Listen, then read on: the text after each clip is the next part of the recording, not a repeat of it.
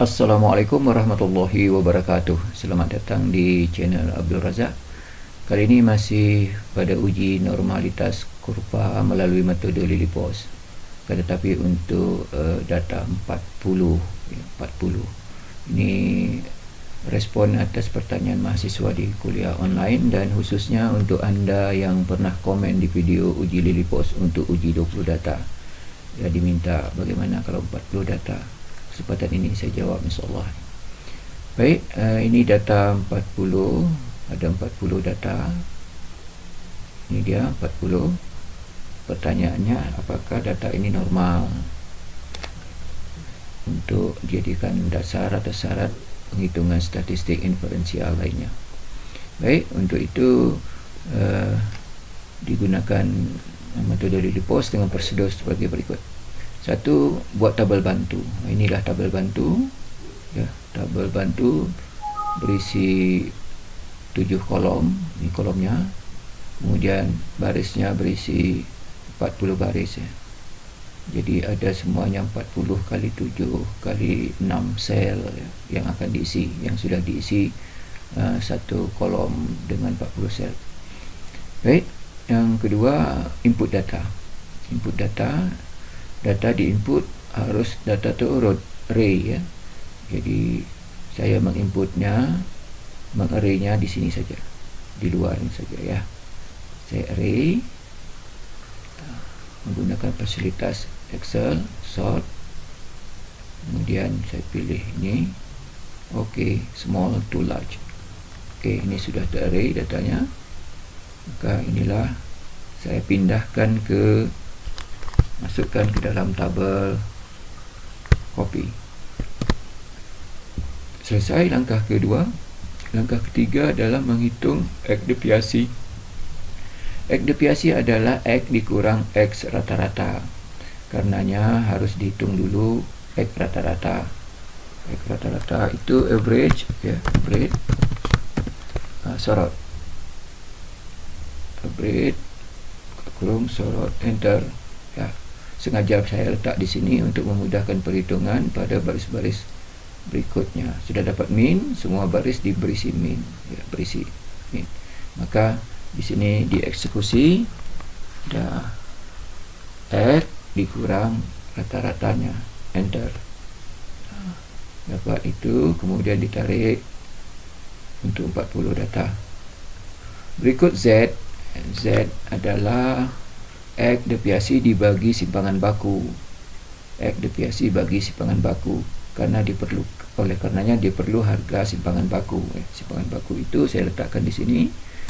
STDEP ya, dalam buku statistik manual ya, yang saya pakai itu simpangan baku itu notasinya S ya.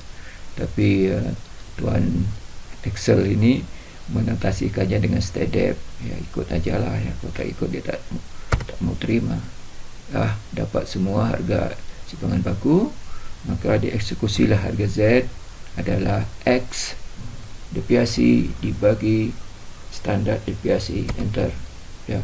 Dapatlah ini harganya ya, tarik ya, jadikan dia di 2 desimal ya, di 2 desimal, karena Z ini untuk mendapatkan harga FZ untuk langkah berikutnya adalah harga 2 desimal ya. Diubah di 2 desimal, jangan sampai salah baca di 3 desimal. Ini dah kurang 1 tarikannya ya, ini begini. Oke, tarik ulang ya. 2 desimal 2 desimal.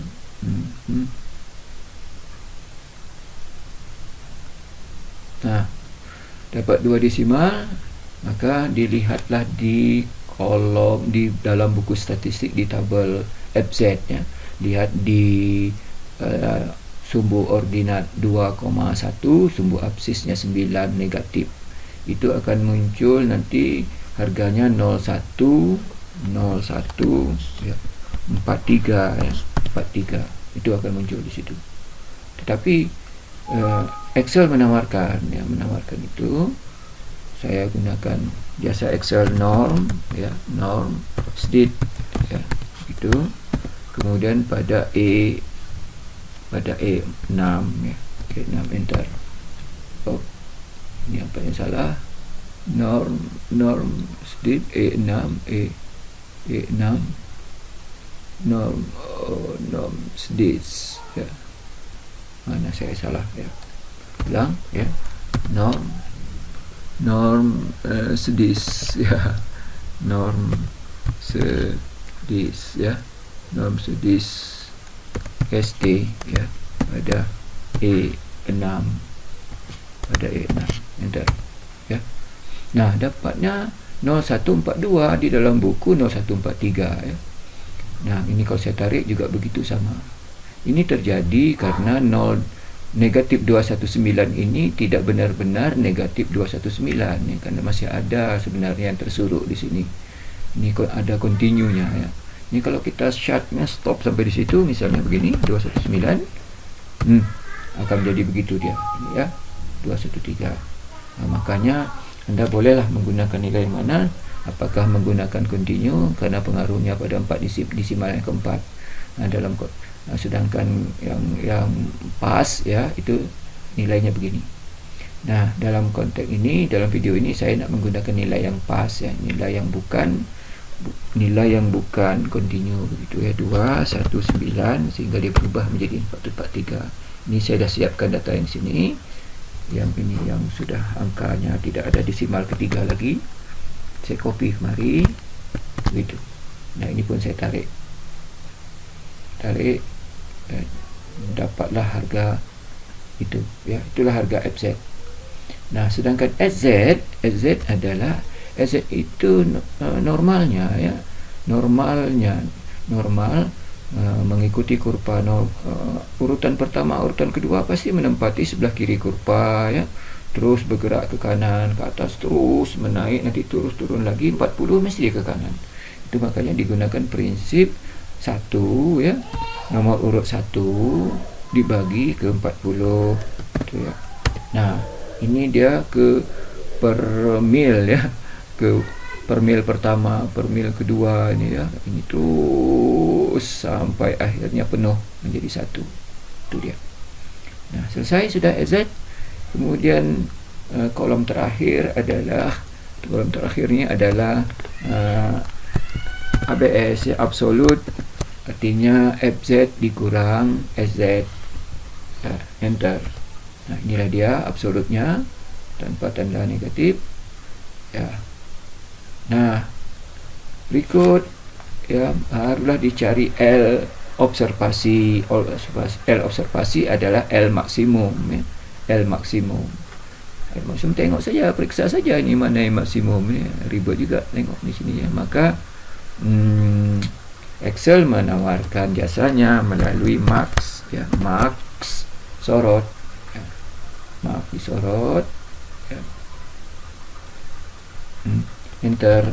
Dapatlah maksimum itu 218. Mana dia 218 itu? 22218 ya, ini dia ya, ini ya, ini kita beri tanda lah ya, itu 218. Nah, harga ini baru bermakna ketika dikonfirmasikan ke L tabel ya. L tabel, lihat di tabel L di buku statistik ya. Lihat pada L 40, tingkat kepercayaan 5% misalnya. Nah, kalau mengikuti Sujana ya, cara mencari L tabel itu adalah 0,5%, itu dasarnya 0,88 dikalikan dengan akar N ya, dibagikan dengan akar N maksud saya. Jadi kita ikut itu 0,886 ya, dibagi dengan akar 40 ya, karena soal 40 ini yang ditanya oleh mahasiswa saya ini ya. Nah, itu dapatnya. Nah, 0,21 L maksimum ya, tentu besar dari L tabel ya, cuma 0,14. Yang kriterianya apa? L maksimum itu L lebih kecil dari L tabel baru dia normal, kalau tidak dia ditolak. Jadi begitu. Ini ditolak H0 berarti tidak normal ya, atau kita menggunakan prinsip pakai Excel lah begitu. If ya H 47 ya, 47 kecil dari H49 48 ya, minta eksekusikan normal ya. Nah, tapi if H47 ya besar atau sama dengan H48 ya, perintahkan dia untuk tidak normal. Gitu ya. Kurung enter ya. Nah, jadi tidak normal data ini ya. Data ini tidak normal. Maka tidak diperkenankan nanti menggunakan prosedur inferensial, statistik inferensial. Yang dibenarkan ada inferensial parametriknya. Yang dibenarkan gunakanlah non parametrik. Baik, itulah tutorial untuk kompetensi ini. Mudah-mudahan mahasiswa yang bertanya menjadi faham, terkhusus bagi komen di video terdahulu. Wabillahi taufiq wal hidayah. Assalamualaikum warahmatullahi wabarakatuh.